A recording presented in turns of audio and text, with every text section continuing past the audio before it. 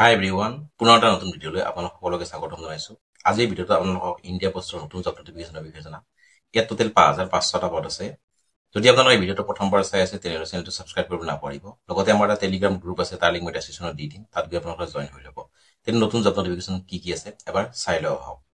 Post office recruitment 2025 অৰ্গেনাইজেশ্যনটো হৈছে India post. পোষ্টবিলাকৰ নাম হৈছে multitasking staff, MTS, postmen, mail guard, PASA clerk.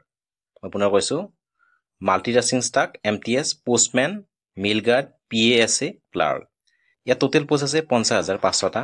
Apply মোডটো online হ'ব আৰু অল ইণ্ডিয়া মেল ফিমেল দুয়োটাই আবেদন কৰিব পাৰিব। চিলেকশ্যন প্ৰচেছ, ইয়াত ৰিটেন এক্সামিনেশ্যন হ'ব, অৰ্থাৎ আপোনালোকে লিখিত পৰীক্ষাত অৱতীৰ্ণ হ'ব লাগিব। চেলাৰী, ইয়াত আপোনালোকে 18,000 টকাৰ পৰা 81,000 টকালৈকে প্ৰত্যেক মাহে দৰমহা লাভ কৰিব। কিমান দৰমহা লাভ কৰিব? 18,000 টকাৰ পৰা 81,000 টকালৈকে প্ৰত্যেক মাহে আপোনালোকে দৰমহা লাভ কৰিব। Post office new recruitment 2025 age limit, minimum age 18 বছৰ আৰু মেক্সিমাম এজ 45 ইয়াৰ্ছ, অৰ্থাৎ 45 বছৰলৈকে আপোনালোকে আবেদন কৰিব পাৰিব। Age relaxation is applicable as per rule. Minimum age হৈছে 18 বছৰ আৰু মেক্সিমাম 45 বছৰ, অৰ্থাৎ আপোনালোকে 45 বছৰ বয়সলৈকে আবেদন কৰিব পাৰিব। এপ্লিকেশ্যন ফিজ, জেনেৰেল আৰু OBC কেণ্ডিডেটসকলে 100 টকা দিব লাগিব। SC ST সকলে কোনো ধৰণৰ এপ্লিকেশ্যন ফিজ দিব নালাগে।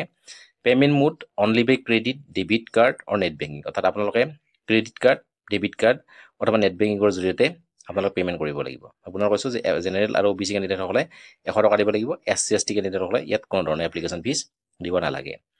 এডুকেশ্যন কোৱালিফিকেশ্যন, শিক্ষাগত অৰ্হতা, candidate should have pass 10th 12th graduate from recognise board আৰু ইউনিভাৰ্চিটি, অৰ্থাৎ আপোনালোকে যদি 10মান শ্ৰেণী উত্তীৰ্ণ হৈছে, হায়াৰ ছেকেণ্ডাৰী পাছ কৰিছে অথবা গ্ৰেজুৱেশ্যন কমপ্লিট কৰিছে, তেনেহ'লে আপোনালোকে ইয়াত আবেদন কৰিব পাৰিব। Important documents for candidate, Aadhaar card of the candidate. ইয়াত আপোনালোকে অনলাইন আবেদন কৰাৰ সময়ত এইখিনি নথিপত্ৰ লাগিব।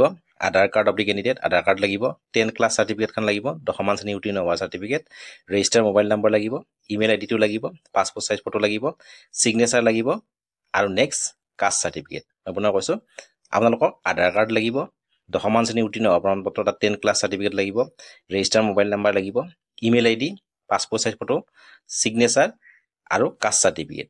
এইখিনি ডকুমেণ্ট থাকিলে আপোনালোকে ইয়াত অনলাইন আবেদন কৰিব পাৰিব। মই পুনৰ কৈ দিছোঁ, এডুকেশ্যন কোৱালিফিকেশ্যনটো ইয়াত বিচাৰিছে 10th 12th এণ্ড গ্ৰেজুৱেট, অৰ্থাৎ আপোনালোকৰ যদি 10মান শ্ৰেণী উত্তীৰ্ণ হৈছে, হায়াৰ ছেকেণ্ডাৰী পাছ কৰিছে অথবা গ্ৰেজুৱেশ্যন কমপ্লিট কৰিছে, তেনেহ'লে আপোনালোকে ইয়াত আবেদন কৰিব পাৰিব। আৰু এপ্লিকেশ্যন ফিজটো জেনেৰেল হওক আৰু OBC এই দুয়োটাই আপোনালোকে 100 টকাকৈ দিব লাগিব। আৰু SC ST সকলে কোনো ধৰণৰ এপ্লিকেশ্যন ফিজ দিব নালাগে। আৰু জেনেৰেল কেণ্ডিডেট আৰু OBC কেণ্ডিডেটসকলে 100 টকাকৈ দিব লাগিব। SC আৰু ST কেণ্ডিডেটসকলে ইয়াত কোনো ধৰণৰ এপ্লিকেশ্যন ফিজ দিব নালাগে। আৰু পে'মেণ্ট মোডটো অনলাইন বাই ক্ৰেডিট, ডেবিট কাৰ্ড আৰু নেট বেংকিঙৰ জৰিয়তে আপোনালোকে দিব পাৰিব। আৰু এজ লিমিটটো মিনিমাম 18 বছৰ আৰু মেক্সিমাম 45 বছৰলৈকে আপোনালোকে ইয়াত আবেদন কৰিব পাৰিব।